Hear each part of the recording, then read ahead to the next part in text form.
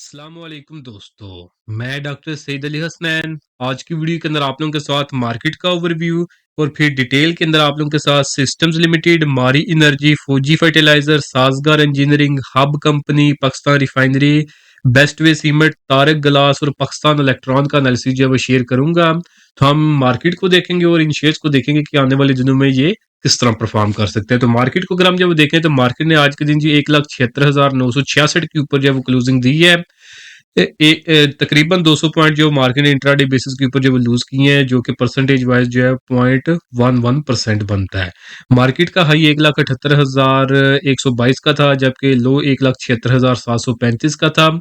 Volume जो है वो 933 मिलियन के आए हैं, जिनकी मालियत जो वो 44 अरब रुपए से जायद की थी। तो आज जो पैसों के लिहाज से अगर हम देखें तो काफी अच्छा जो वो काम मार्केट के अंदर ओवरऑल हुआ है।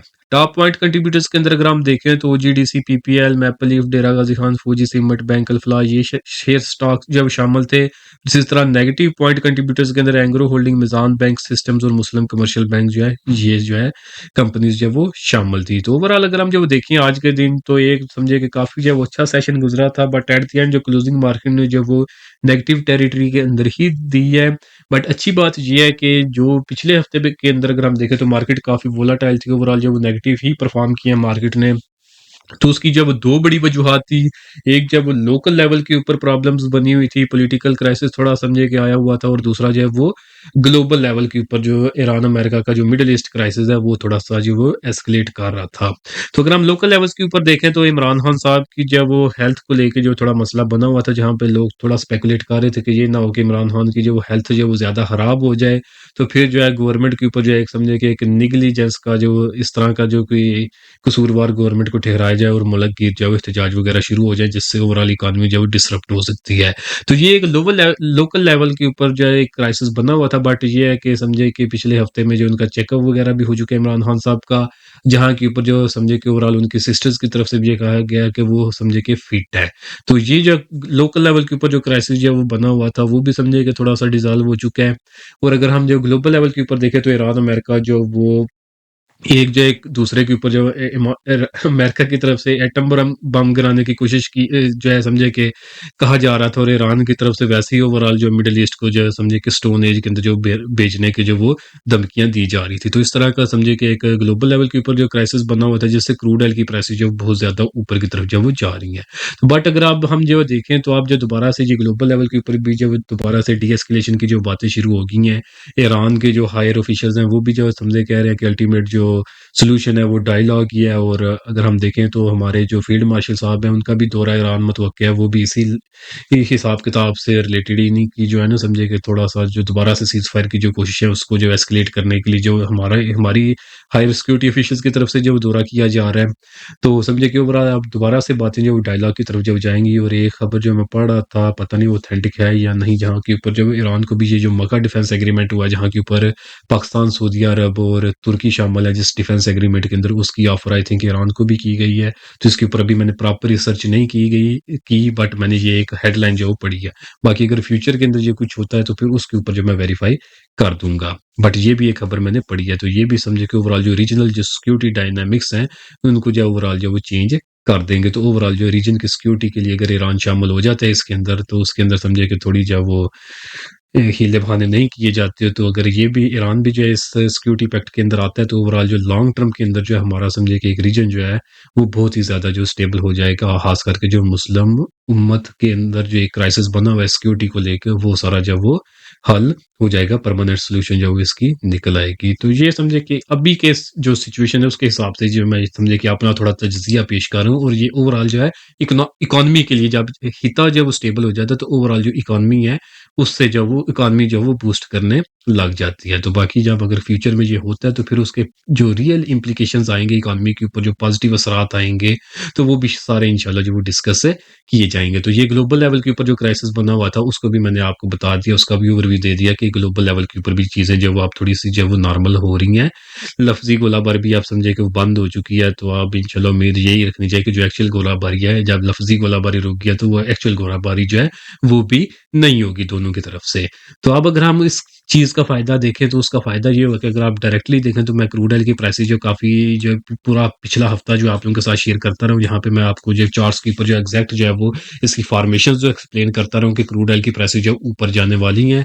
जहाँ पे एक ये inverted heads and shoulder formation और एक ये फ्लैग फ़ॉर्मेशन के मैंने बताए थे कि इन दोनों लेवल्स का जो इसने ब्रेकआउट किया हुआ है क्रूड ऑयल की प्राइसेज़ ने, और जो कि क्रूड ऑयल लेवल $87 के ऊपर था, इसने ब्रेकआउट किया था, तो जो समझे कि ऊपर जो इंडिकेट कर रहा था कि $95 तक प्राइसेज़ ऊपर की तरफ जो है वो जाएँगी। बट जैसे ही ये समझे कि दोबारा से मैंने ये जो इकदामात बताए हैं कि ये जो है सिक्योरिटी डायनामिक्स और जो लफ्ज़ी गोलाबारी जैसे ही खत्म हुई है, तो उसका हमने जो है वो इम्प्लीकेशन जो है वो चार्ट की प्राइसेज़ के ऊपर भी, ये क्रूड ऑयल की जो चार्ट जो फ़ॉर्मेशंस हैं उनके ऊपर भी जब देखा, तो वहाँ पे अगर आप देखेंगे तो 1 आवर के टाइम फ्रेम के ऊपर यानी शॉर्ट टर्म के लिहाज से क्रूड ऑयल की जो फॉर्मेशन है उसके अंदर जब एक डाउन ट्रेंड का जब आगाज़ हो चुका है। यहाँ पे अगर आप देखेंगे तो एक ये डबल टॉप फॉर्मेशन इसने बनाई है, तो जब इसकी नेक लाइन का ब्रेक होता है, तो ट्रेंड जो है वो ब्रेक कर जाता है। तो इसकी नेक लाइन थी हमारे पास जी $91 की, $91 पर बैरल की थी क्रूड ऑयल की प्राइसेज़ की जो नेक लाइन थी। तो अभी अगर आप देखेंगे तो ये जितनी भी कैंडल्स हैं ना, ये इसी ब्रेक यहाँ पे इसने जो ब्रेकडाउन किया है, और अभी भी अगर हम करंटली देखें तो ये इस ब्रेकडाउन लेवल से नीचे ही जब ट्रेड कर रहा है क्रूड ऑयल।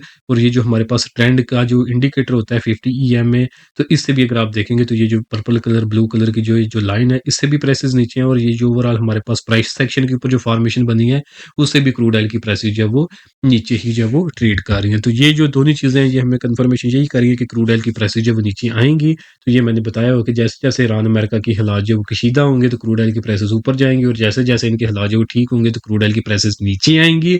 और क्योंकि पाकिस्तान जो है बहुत ज़्यादा ऑयल इंपोर्ट करता है, तो जैसे ही क्रूड ऑयल की इंपोर्ट जो है वो क्रूड ऑयल की प्राइसेज़ जो बढ़ती है, तो हमारा इंपोर्ट बिल बढ़ जाता है।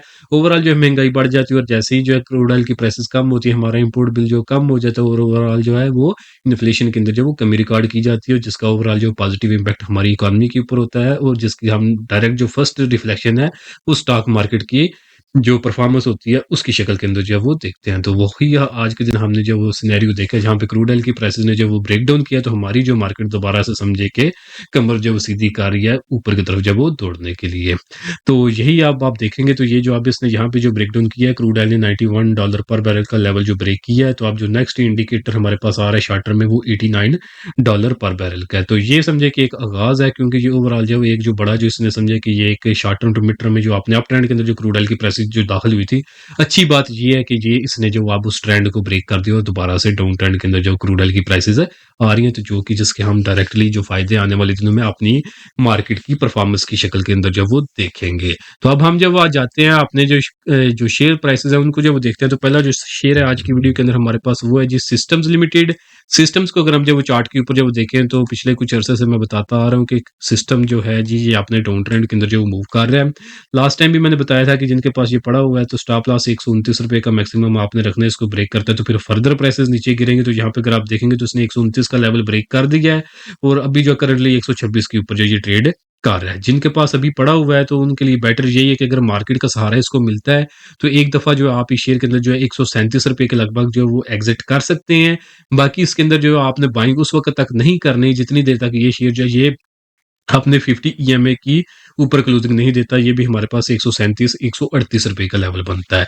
और बाकी जब आपकी फ्यूचर के अंदर कोई प्रॉपर इसके अंदर जो फॉर्मेशन बन जाएगी, तो फिर फॉर्मेशन के बाद जो हमारे पास एग्जैक्ट टारगेट आएँगे, तो इंशाल्लाह वो भी आपके साथ जो शेयर कर दिए जाएँगे, क्योंकि अभी जो ये प्राइसेज़ इसकी जो 50 ईएमए से नीचे हैं, तो अभी अगर आपके पास पड़ा हुआ है, तो अगर मार्केट का सहारा इसको मिलता है और शेयर की प्राइसेज़ ऊपर उठती हैं, तो बेस्ट ये है कि एक दफ़ा इसमें से निकल जाया जाए। बाकी जब फ्यूचर के अंदर जो है इसकी कोई प्रॉपर फॉर्मेशन आएगी, कोई प्रॉपर अप ट्रेंड के अंदर दाखिल होगा, तो फिर आप इस शेयर के अंदर जो वो काम के लिए एंट्रीज़ ले सकते हैं। नेक्स्ट शेयर है हमारे पास जी मारी एनर्जीज़ लिमिटेड। मारी एनर्जीज़ की जो रिसेंट जो इन्होंने एक्सप्लोरेशंस किए हैं, ऑयल वेल जो डिस्कवर किए हैं, तो उससे जो इनका जो इनकी जो रिप्लेसमेंट रेशियो है, ऑयल रिजर्व रिप्लेसमेंट रेशियो, वो समझिए कि 100% के ऊपर जो जा चुकी है। तो क्योंकि जो तेल के कुएँ होते हैं ना, जो ये ऑयल एक्सप्लोरेशंस वाली कंपनीज़ के पास होते हैं, तो ये इन कुओं की जो है एक लाइफ टाइम होता है। तो उसके बाद जो समझिए कि ये तेल के कुएँ जो वो खुश्क हो जाते हैं। तो अच्छी कंपनी के लिए ये ऑयल एक्सप्लोरेशन कंपनी के लिए अच्छा यही होता है कि अगर एक कुआँ खुश्क हो रहा है, तो वहाँ के ऊपर जो है एक न्यू दरियाफ़्त कर लें, ताकि जो इनकी कैपेसिटी जो वो जा रही है, प्रोडक्शन कैपेसिटी, वहाँ के ऊपर जो है एक न्यू प्रोडक्शन कैपेसिटी जो वो इनकी जो अंदर सिस्टम के अंदर ऑपरेशंस के अंदर शामिल हो जाए। तो ये मारी एनर्जी जो है, ये समझिए कि फंडामेंटली बहुत ही स्ट्रॉन्ग कंपनी है, और इनके जो ऑयल रिजर्व रिप्लेसमेंट जो रेशियो है, ये 100% के ऊपर है। जितने इनके कुएँ समझिए कि खुश्क होते हैं, उतने ही ये समझिए कि अपनी दराफ्तें कर लेते हैं। तो फ्यूचर आउटलुक कंपनी का जो काफ़ी अच्छा है करंटली शेयर जो थोड़ा कंसोलिडेट कर रहा है। अगर ये शेयर आपके पोर्टफोलियो में पड़ा हुआ है तो मैक्सिमम जो स्टॉप लॉस है आपने इस शेयर के अंदर ₹640 का रखना है, इसको ब्रेक करते हैं तो आप निकल जाएँ।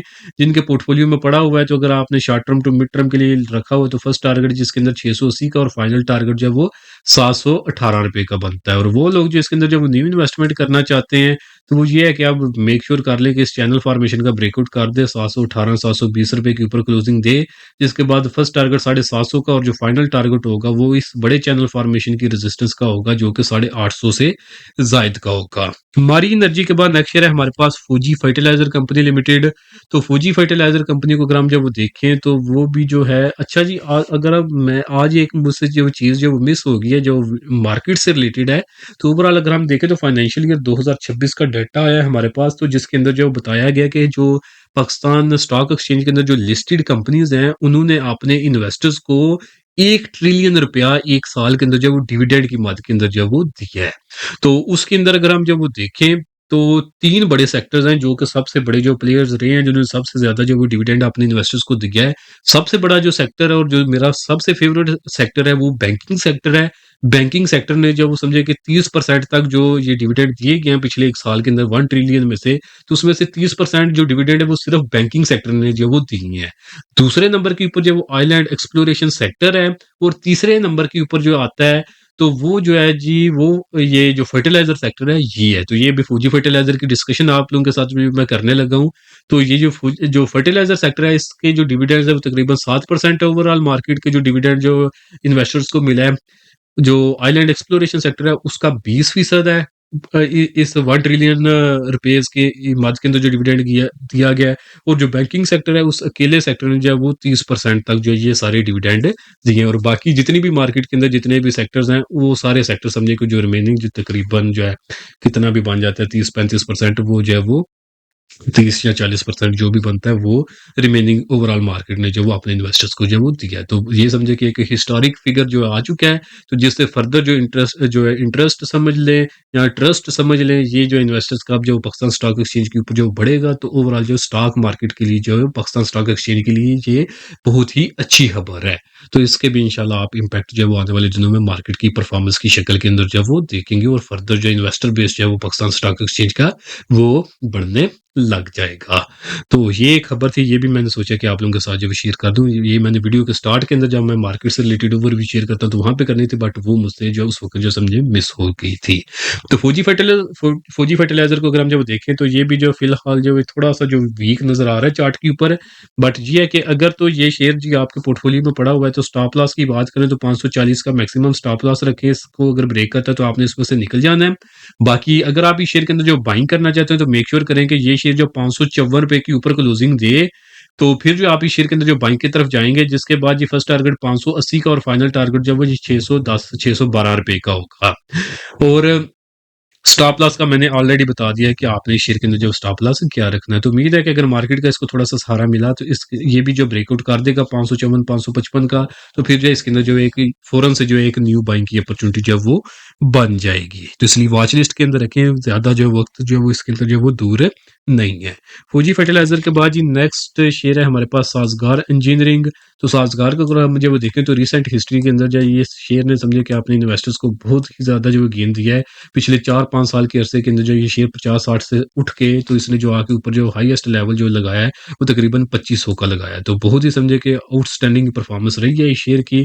तो आप समझे कि इसकी जो ग्रोथ है थोड़ी-सी स्टैग्नेंट जो वो हो चुकी है। बहुत ज़्यादा जो प्लेयर जो जिस फील्ड के अंदर जो ये मौजूद है उसके अंदर जो वो दाखिल हो चुके हैं। तो अगर इन्होंने एक रिसेंट बड़ी इन्वेस्टमेंट करके इन्होंने अपने जो 4 व्हीलर की जो प्रोडक्शन कैपेसिटी है उसको जो ये I think 48,000 unit per year के ऊपर जो वो ले गए हैं। तो जिसका जब ये फुली जो ऑपरेशनल हो जाएगा इनकी प्लांट तो इंशाल्लाह उसका भी हम इम्पैक्ट शेयर की प्राइसेस के अंदर जब देखेंगे।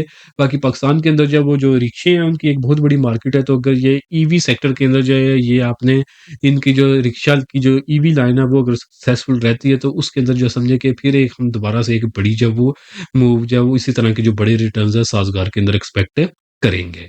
तो लास्ट टाइम जब मैंने इसकी जब डिस्कशन आप लोगों के साथ जब शेयर की थी, तो वहाँ पे मैंने बताया था कि ये शेयर इस चैनल फॉर्मेशन के अंदर जो मूव कर रहा है, तो चैनल फॉर्मेशन के अंदर जो सपोर्ट जो होती है, वहाँ के ऊपर हमने बाय करना होता है, फिर रेजिस्टेंस के ऊपर सेल करना है। तो यहाँ पे अगर आप देखेंगे, तो एक दफ़ा इसने जो सपोर्ट को जो ब्रीच किया, बट अल्टीमेटली दोबारा से सपोर्ट के अंदर जो ये शेयर आ चुका है। बट ये है कि अगर आपने इस शेयर के अंदर आप बाइंग करनी है, तो मेक श्योर करें कि ये शेयर जो है ये ₹1954 के ऊपर क्लोजिंग दे, इसके ऊपर सस्टेन करे, फिर आप बाइंग की तरफ जाएँ, जिसके बाद ये ₹2100 का इस शेयर के अंदर जो वो टारगेट बन सकता है।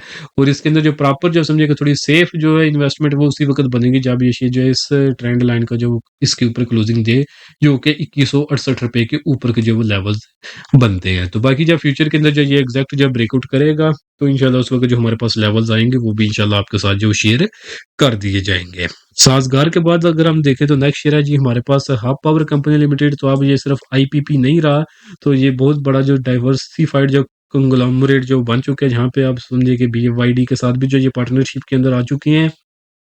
तो फ्यूचर जो आउटलुक जब वो आने वाले 5 सालों के बाद का इसका जो काफ़ी ज़्यादा जो ब्राइट हो जाएगा, जब ये बीवाईडी और जो इलेक्ट्रिक कारें हैं, इनका जो रुझान ओवरऑल बढ़ जाएगा। बट ये समझिए कि उसी वक़्त चलेगा, अगर आप देखेंगे ना, जब आपके इलाके के अंदर जो वो सड़कें सारी ठीक बन जाएँगी, तो ये हब पावर जो है ना, ये स्टॉक उस वक़्त चलना शुरू होगा, क्योंकि जो इलेक्ट्रिक गाड़ियाँ हैं ना, उनको जो स्मूथ सड़कें चाहिए होती हैं। तो जब आप देखेंगे, तो आपके इर्द-गिर्द सारा जो है रोड इंफ्रास्ट्रक्चर जो बहुत अच्छा हो गया है, तो उस वक़्त आप समझ जाएँ कि उस वक़्त जो सबसे अच्छी जो कंपनी जो परफ़ॉर्म करेगी ना, तो वो उनमें से जो है हब पावर जो समझिए कि सरफ़रोख्त कंपनी होगी। अच्छा इंफ्रास्ट्रक्चर होगा, तो इनकी जो इलेक्ट्रिक सेल्स हैं बीवाईडी वगैरह की, इवन प्लग इन वगैरह की, तो वो जो उनकी जो ओवरऑल सेल जो है वो बढ़ने लग जाएँगी, तो जिसका डायरेक्ट बेनिफिशियरी जो है वो हब पावर कंपनी लिमिटेड होगा। लास्ट टाइम जब इसकी मैंने डिस्कशन की थी, तो वहाँ पे मैंने बताया था कि ये शेयर फिलहाल कंसोलिडेट कर रहा है। यहाँ पे मैंने जो 2 लेवल्स शेयर के बताया था, एक सपोर्ट बताई थी 200 की, और एक रेजिस्टेंस बताई थी ₹244 की। 200 की सपोर्ट का मैंने बताया था कि यही स्टॉप लॉस होगा, और वो लोग जो बाय करना चाहते हैं, तो यही 200 का जो लेवल है, ये एग्जैक्ट बेस्ट लेवल होगा बाइंग का। तो यहाँ पे अगर आप देखेंगे ना, ये जो कैंडल इसने बनाई है जुम्मे वाले दिन, एग्जैक्टली इसी 200 के लेवल को इसने जब टेस्ट किया, और यहाँ से ही प्राइसेस इसकी ऊपर की तरफ जो है वो उठ गई हैं। तो यहाँ पे ही इसके अंदर बाइंग बनती थी, जिसके बाद फर्स्ट टारगेट अब इसका 215-217 का है, और फाइनल टारगेट जो वो ₹244 का है। जिनके पास पड़ा हुआ है स्टॉप लॉस, ये आप इनका जो ये ₹190 से नीचे का आप इस शेयर के अंदर जो है वो रख सकते हैं। बाकी medium term to long term के लिए आप इस शेयर के अंदर जो न्यू अपॉर्चुनिटीज वक़्त बनेगी, जब ये शेयर जब ₹245 या राउंड फिगर आप 250 का ज़हन में रख लें, जब उसके ऊपर जो है ये शेयर क्लोजिंग है देगा। तो जो न्यू अभी रिसेंट अपॉर्चुनिटी बनी है, वो 200 के ऊपर इसके अंदर सिग्नल जनरेट हुआ था। 217 का फर्स्ट टारगेट, और 240 245 का फाइनल टारगेट है इस शेयर के अंदर। हब के बाद जी नेक्स्ट शेयर है हमारे पास Pakistan refinery limited. Recent time के अंदर जो आपने रिफाइनरी सेक्टर के अंदर जो है एक आउटस्टैंडिंग परफॉर्मेंस जो है वो देखी है, समझिए कि ओवरऑल ही जो रिफाइनरी सेक्टर बहुत अच्छा परफॉर्म करता रहा है।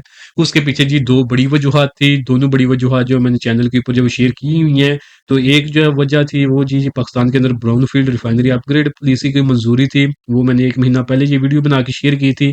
एक ये बड़ी वजह थी, और दूसरी वजह थी कि पाकिस्तान के अंदर जो गन्वर जो ग्रुप है, उनकी तरफ से रिफाइनरी सेक्टर के अंदर जब वो इन्वेस्टमेंट का जो वो इंटरेस्ट जब वो दिखाया गया था। तो ये 2 बड़ी डेवलपमेंट्स हुई थी रिफाइनरी सेक्टर के अंदर। तो इन दोनों डेवलपमेंट्स की वजह से रिफाइनरी सेक्टर ने बहुत ही जो है समझिए कि आउट परफॉर्म किया मार्केट को। तो जहाँ पे पूरी मार्केट जो वोलेटाइल बनी हुई थी, उस वक़्त जो है समझिए कि बैक टू बैक जो रिफाइनरी सेक्टर के सारे शेयर जो है वो ऊपर की तरफ जब वो जा रहे थे। तो अगर हम जब बात करें, तो हमारी भी जो रिफाइनरी सेक्टर के अंदर जो वो अच्छी खासी जो इन्वेस्टमेंट थी, हम वक़्तन फ़वक़्तन अपने प्रीमियम ग्रुप के अंदर जो सिग्नल देते रहे, और इस यूट्यूब चैनल के ऊपर भी जो इन शेयर्स के जो डिफरेंट लेवल्स के ऊपर इस शेयर को इस सेक्टर के डिफरेंट शेयर्स को जब रिकमेंड करते आए हैं। तो अभी ये पीआरएल को देखें, तो ये भी जी रिफाइनरी सेक्टर से ही बिलॉन्ग करता है। इसके अंदर जी हमारा जो लॉन्ग टर्म का जो पहला सिग्नल था, वो हमने इसके अंदर ये दिया था ₹37 का, जिसका टारगेट 60-85 का दिया था, वो इसने अचीव किया। फिर जी इसके अंदर ₹53 के ऊपर बाइंग की, 66 का टारगेट दिया, वो भी इसने अचीव किया।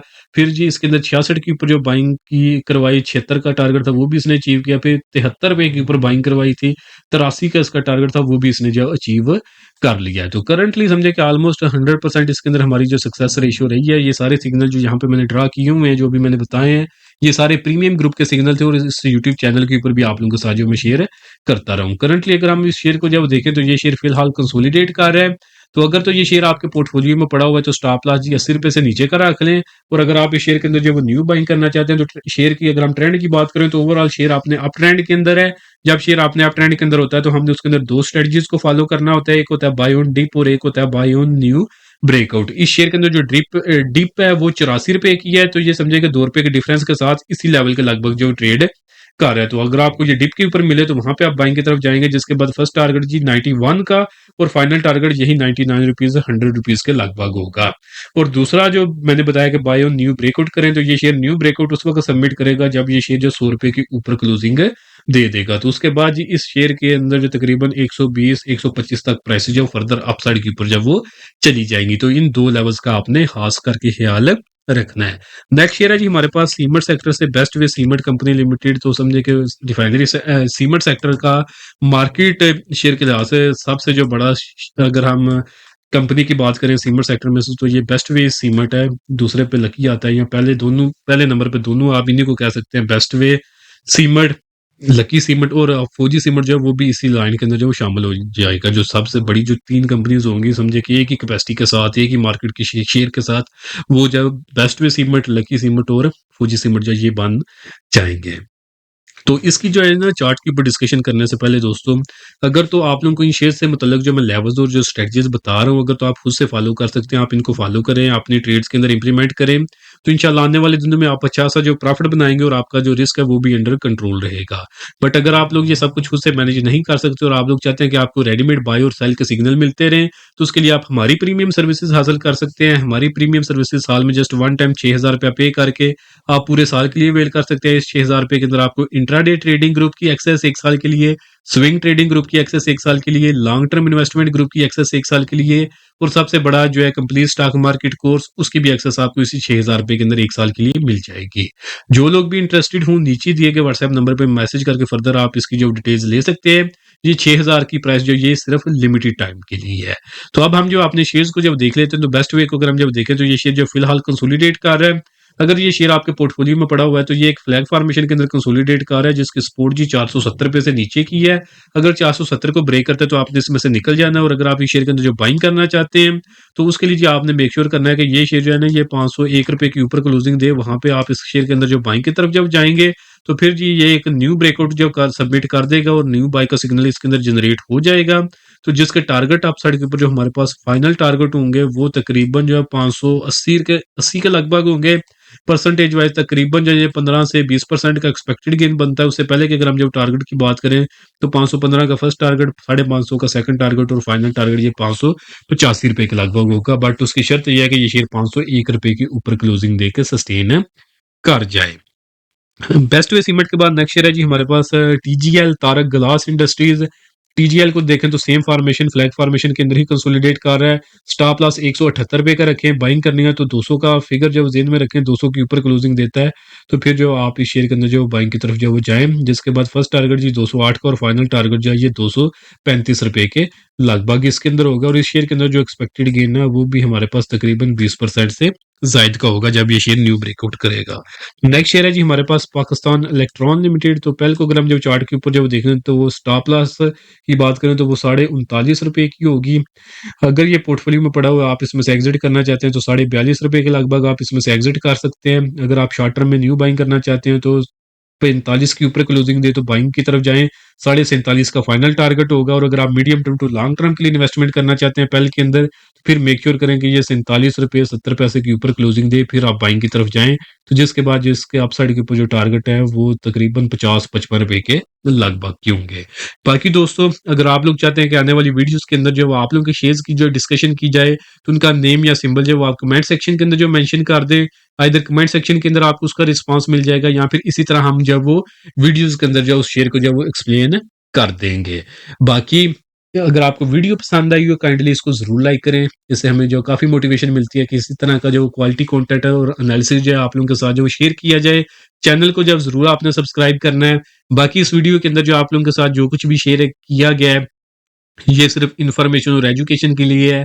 ये किसी तरह की कोई भी इन्वेस्टमेंट एडवाइस नहीं है।